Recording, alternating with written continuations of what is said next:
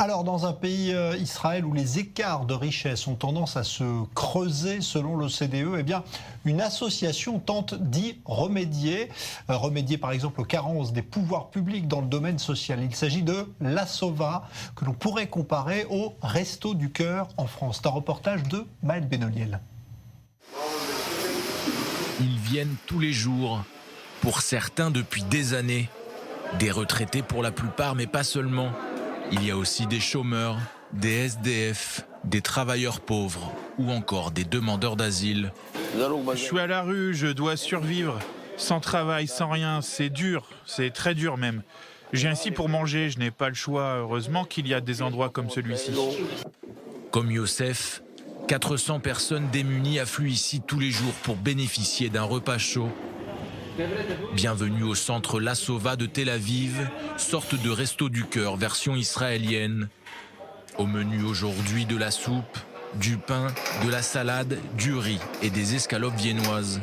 Un repas dont vont pouvoir profiter ces oubliés de la croissance, les transparents.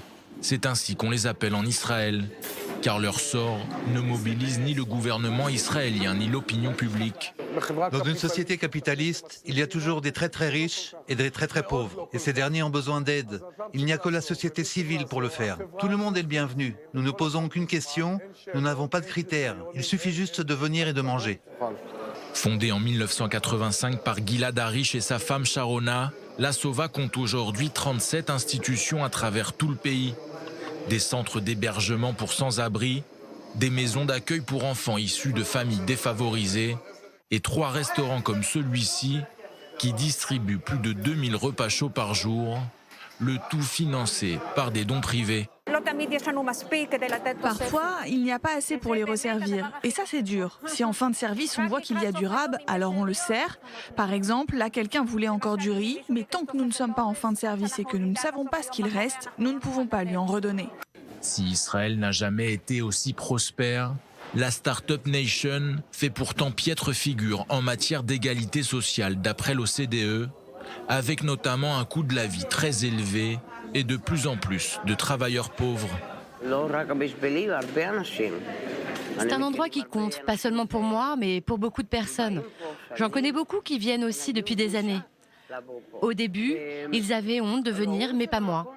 Il y a ici des gens normaux, des enfants, des mères de famille, des retraités.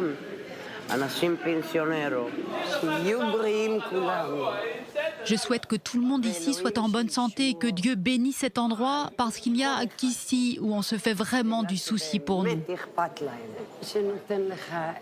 Et ça te réchauffe le cœur.